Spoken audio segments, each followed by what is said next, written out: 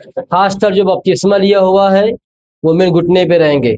और बताएंगे कि हम ये जाते जो बपतिस्मा लिया हुआ व्यक्ति है वो मेन घुटने में रहेंगे, बाकी ऐसे नॉर्मली बैठे रहेंगे।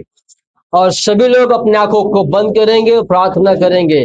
जो बपतिस्मा लिया है वो प्रार्थना करेंगे, पश्चाताप की प्रार्थना करेंगे, प्रभु मुझे क्षमा करें कि आज जो प्रभु भोज है जब मैं उसमें शामिल हूँ तो मुझ में दंड की आज्ञा न हो, वरन उसको खाने और पीने से मुझ में आशीष आए। आंखों को बंद करते हुए प्रार्थना करेंगे। महान जीवित अनुग्रहकारी दयालु समर्थी पिता, यार प्रभु यीशु मसीह, हम आपको धन्यवाद करते हैं। स्वर्ग और पृथ्वी को रहने वाले स्वामी, हम आपको धन्यवाद करते हैं।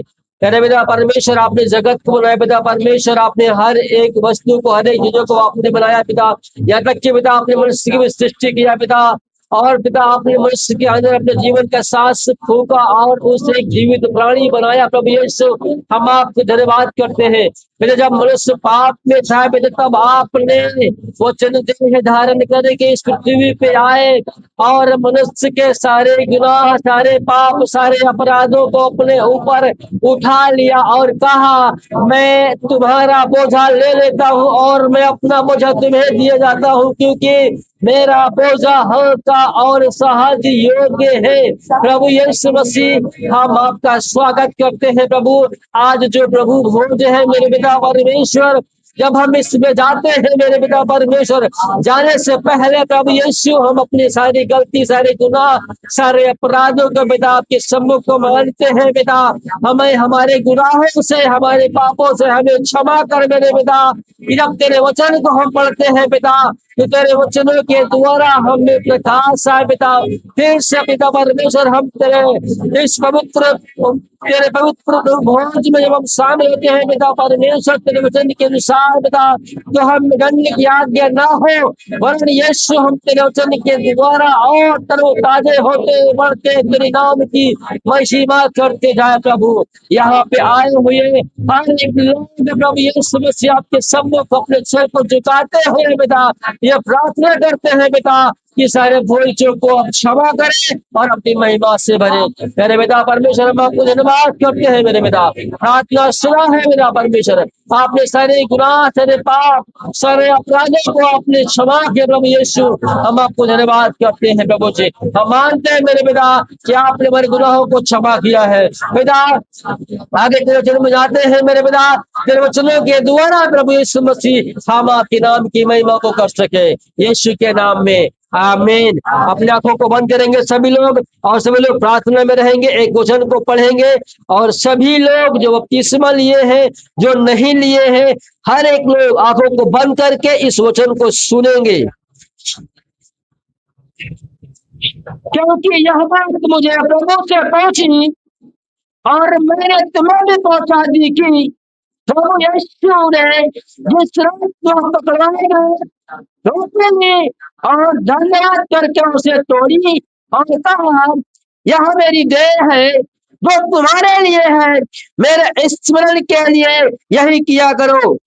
इसी रीति से उसने बीवी के पीछे कटोरा भी लिया और कहा यह कटोरा मेरे लहू में नहीं नाचा है, जब कभी पियो तो मेरे स्मरण के लिए यही किया करो।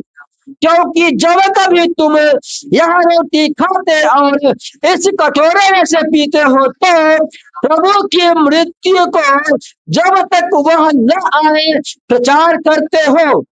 इसलिए जो कोई अनुचित रीति से प्रभु की रोटी खाए या उसके कटोरे में से पिए, वह प्रभु की देह और लहू का अपराधी ठहरेगा।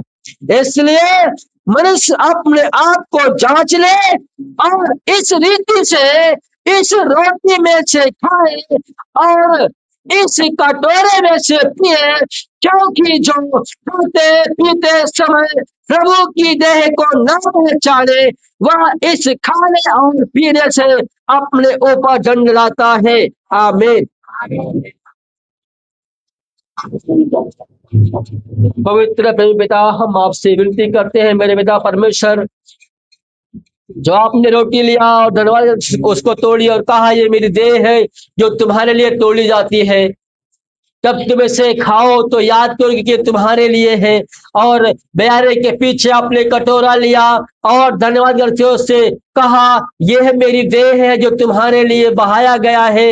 ये मेरा वो लहू है, वो मेरा खून है जो तुम्हारे लिए बहाया गया। प्रभु यीशु मसीह इस लहू और इस रोटी के द्वारा जो आपने हमें एक नियम को दिया कि हम इस विधि को, जो आपने हमें विधि को ठहराया मेरे पिता, इस विधि विधान को हम करते रहे और हम तेरी मृत्यु को प्रभु यीशु मसीह याद करते रहे कि ये हमारे लिए है। और सच में मेरे पिता आपका लहू और आपका मांस खाने के योग्य है पिता परमेश्वर, क्योंकि जब हम उसे खाते और तेरे लहू को जब पीते हैं मेरे पिता परमेश्वर, तो हम में एक नई उम्मीद, एक नई ताकत, एक नए जोश से, एक नई आत्मा के बल से भरते जाते हैं और याद करते हैं, भूलते नहीं है, पर स्मरण करते हैं कि हमारे गुनाहों के लिए था, हमारे पाप के लिए था जो हमने किए थे पिता परमेश्वर, ताकि हम फिर से गुनाह ना करें, फिर से हम पाप न करें, वरन पवित्रताई के साथ उस खुदा के राज्य में, उस प्रभु यीशु मसीह की महिमा में हम बढ़ते जाएं।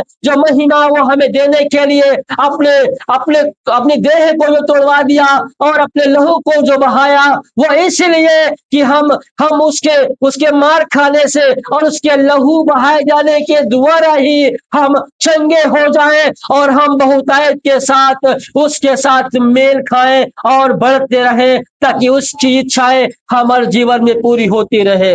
मेरे पिता प्रार्थना करते हैं, आपने आशीषित किया पिता, हम धन्यवाद करते हैं प्रभु जी यीशु मसीह के नाम से। वो धन्यवाद करते हैं प्रभु जी, वो धन्यवाद करते हैं महान जीवित अनुग्रहकारी मेरे पिता परमेश्वर, आप दया के सागर प्रभु जी, आप दयालु है पिता परमेश्वर, आप अनुग्रहकारी और विलंब से खूब करने वाले हैं प्रभु यीशु राजा।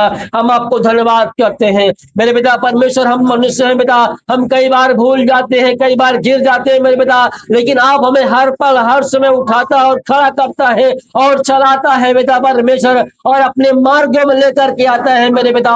हम आपको धन्यवाद करते हैं तेरे प्रभु यीशु मसीह, आपके नाम की महिमा हम सभी के साथ होती रहे पिता। हम सब बड़ी दीनता के साथ, बड़ी नम्रता के साथ तेरे राज्य में बढ़ते पिता परमेश्वर और बढ़ते ऊंचाई पे जाते रहे पिता परमेश्वर, क्योंकि तूने कहा मैं तुम्हें नीचे से उठाकर मैं तुम्हें खंगूरे में बैठाने वाला यहोवा परमेश्वर हूँ, और मैं तुझे कभी अनाथ ना छोड़ूंगा, मैं तुम्हें कभी अकेला ना छोड़ूंगा, हर पल हर समय मैं तेरे संग रहूंगा, मैं तुझे आगे पीछे घेरे रहूंगा। जैसा यरूशलेम के चारों ओर पहाड़ है, उस प्रकार से मैं अपनी प्रजा के चारों ओर छावनी किए रहता हूँ, और मैं उन्हें हर एक विपत्तियों से, हर एक रोग से, हर एक महामारियों से, हर एक अंधकार की शक्तियों से, हर एक जो विनाश करने वाले दृष्टि के कार्य है, उसके प्रभाव है, उन सब से बचाता है, और वो हम पर अपने करुणा को बरसाता है, और उस मुकुट को जो हमारे लिए रखा हुआ है, वो उस मुकुट को रख कर वो हमारे जीवन से वो अपनी लेता है। जो हम आपको धन्यवाद